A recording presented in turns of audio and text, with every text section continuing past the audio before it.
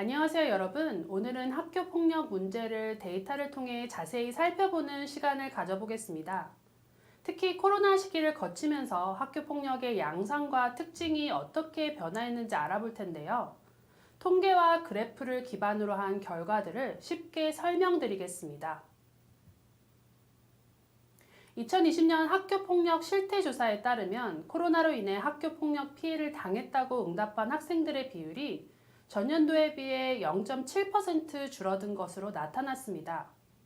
학교 급별로 보면 초등학교에서의 피해 응답률이 가장 큰 폭으로 감소했는데요. 전년도 3.6%에서 1.8%로 줄었습니다. 중학교는 0.8%에서 0.5%로, 고등학교는 0.4%에서 0.2%로 각각 감소했습니다. 이런 결과는 코로나로 인해 대면 수업이 줄어든 영향이 크다고 볼 수 있겠죠. 피해 유형을 살펴보면 가장 흔한 학교 폭력 유형은 언어 폭력이었습니다. 전체 응답자의 33.6%가 언어 폭력을 경험했다고 답했는데, 이는 전년도에 비해 3.2%가 감소한 수치입니다. 그 다음으로는 집단 따돌림, 스토킹, 사이버 폭력, 신체 폭력, 금품 갈취, 강요, 성폭력 순으로 조사되었습니다. 하지만 눈여보아야 할 점은 다른 폭력 유형의 비율은 줄어든 반면에 사이버 폭력과 집단 따돌림의 비율은 오히려 증가했다는 점입니다. 특히 사이버 폭력의 비율이 신체 폭력을 넘어섰다는 사실이 주목할 만합니다. 이는 코로나로 인해 비대면 수업과 온라인 활동이 증가하면서 나타난 결과로 보이는데요. 이제는 학교 폭력이 물리적 폭력에서 사이버 폭력으로 변화하고 있다는 점에 주의를 기울여야 할 시점입니다. 초등학교, 중학교, 고등학교별로 피해 유형을 살펴보면 초등학교에서는 언어 폭력이 가장 많았고, 중학교에서는 사이버 폭력, 고등학교에서는 집단 따돌림이 상대적으로 높은 비율을 차지했습니다. 이러한 데이터는 학교급별로 맞춤형 대책이 필요하다는 것을 보여줍니다. 학교폭력 피해 시기의 변화도 흥미롭습니다.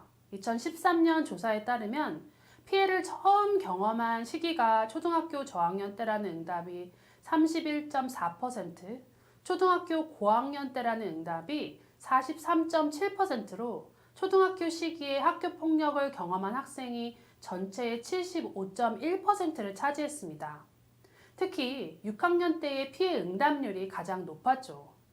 하지만 2017년 조사에서는 조금 다른 경향성이 나타났습니다.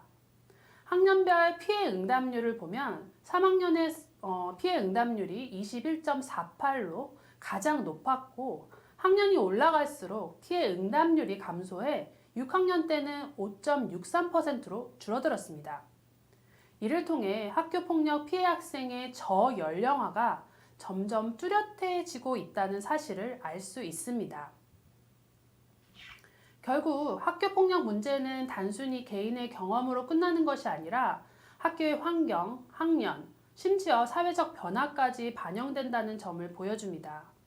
데이터를 통해 우리가 알 수 있는 것은 학교폭력의 양상은 시간에 따라 변화하며, 특히 사이버 폭력과 같은 새로운 형태의 폭력에 대한 대비가 필요하다는 점입니다.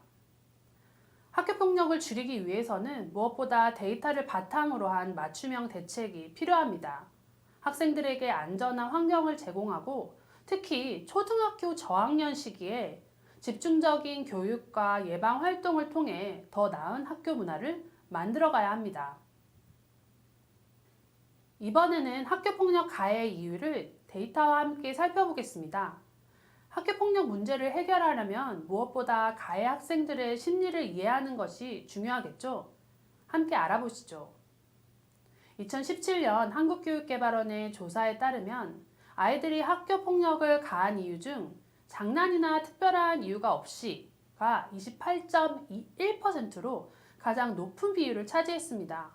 이어서 상대방이 먼저 괴롭혀서 라는 이유가 17.5%로 두 번째로 많았는데요. 이 둘 간의 차이가 무려 10% 이상 벌어졌습니다. 이를 통해 많은 학생들이 학교 폭력을 심각하게 인식하지 못하거나 단순한 행동으로 여기는 경우가 많다는 것을 알 수 있습니다. 특히 가해 학생들이 장난이라며 폭력을 정당화하거나 피해 학생들이 스스로 해결하려 하며 신고하지 않는 사례가 많습니다. 조사에 따르면 피해 학생들이 신고하지 않는 이유로 별일 아니라고 생각해서가 28.5%, 스스로 해결하려고가 23.8%를 차지했는데요. 이는 가해자와 피해자 모두 학교 폭력의 심각성을 충분히 실감하지 못하고 있다는 것을 보여줍니다. 또한 가해 이유를 분석해보면 상대방이 먼저 괴롭혀서 라는 답변에서 보이듯이 피해 학생이 다시 가해자로 변하는 경우도 많습니다. 예를 들어 자신을 괴롭힌 학생에게 복수하거나 자신보다 더 약한 학생을 대상으로 폭력을 행사하는 일이 발생하죠. 이렇게 피해와 가해의 경계가 모호해지면서 폭력이 재생산되는 것이 학교 폭력의 가장 무서운 점입니다. 2013년에 방영된 다큐멘터리 학교의 눈물에서는 학교 폭력의 여러 양상을 심도 있게 다뤘습니다. 이 다큐멘터리에 따르면 아이들이 가장 고통스러워하는 것은 바로 친구들 사이에서 일어나는 폭력과 갈등이라고 합니다. 특히 친한 친구나 또래 그룹에서 왕따를 당하는 경우 그 심리적 충격은 어른들이 상상할 수 없을 만큼 큽니다. 한 아이는 이렇게 말했습니다. 제 인생은 어릴 때부터 계속 나빠지기만 했어요. 엄마랑 관계도 나빠지고 친구 관계도 점점 더 나빠지는데 어른들은 그저 버티라고만 해요. 좋아지겠지. 그런데 대체 그 밝은 미래가 언제 온다는 건가요? 내가 죽기 전에 오긴 오는 걸까요? 이 아이의 말처럼 학교 폭력은 아이들의 현재와 미래를 모두 파괴하는 심각한 문제입니다. 학교 폭력의 심각성은 관계 중심적인 사춘기 여학생들에게 더 크게 다가옵니다. 영국의 한 연구에 따르면 또래 그룹에서 왕따를 당하는 것은 마치 자살을 시도하는 것과 같은 심리적 충격을 준다고 합니다. 특히 부모나 형제와 건강한 관계를 맺지 못한 아이들이 이러한 상황에 놓일 때 그 충격은 더 심각할 수밖에 없습니다. 학교 폭력은 단순히 신체적인 상처를 주는 것을 넘어서 심리적인 충격과 관계의 어려움으로 이어집니다. 많은 아이들이 이후에도 우울증, 외로움, 낮아진 자존감에 시달리고 심지어 자살을 생각하게 되는 경우도 많습니다. 이는 학교 폭력이 결코 개인의 문제로만 국한되지 않는다는 점을 보여줍니다. 학교 폭력은 단지 결손 가정이나 경제적으로 어려운 가정의 아이들의 문제만은 아닙니다. 우리나라에서는 중산층 가족이나 고소득 전문직 부모를 둔 학생들 사이에서도 빈번하게 발생하고 있습니다. 이는 사회 경제적 격차뿐만 아니라 학생들 간의 경쟁을 조장하는 학교 문화가 이러한 문제를 양산하고 있음을 시사합니다. 경쟁 중심의 학교 환경은 아이들이 건강한 자존감을 쌓을 기회를 빼앗아가며 심리적 불안감과 스트레스를 가중시킵니다. 이 스트레스는 결국 학교 폭력이라는 극단적인 선택으로 이어지곤 하죠. 여기에 폭력적인 콘텐츠가 넘쳐나는 미디어 환경도 영향을 미칩니다.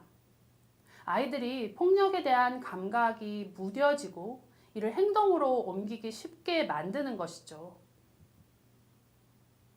학교폭력 문제를 해결하기 위해서는 단순히 가해 학생을 처벌하는 데 그치지 않고 아이들이 폭력 대신 건강하게 감정을 표현하고 관계를 맺을 수 있도록 도와주는 환경을 만들어야 합니다.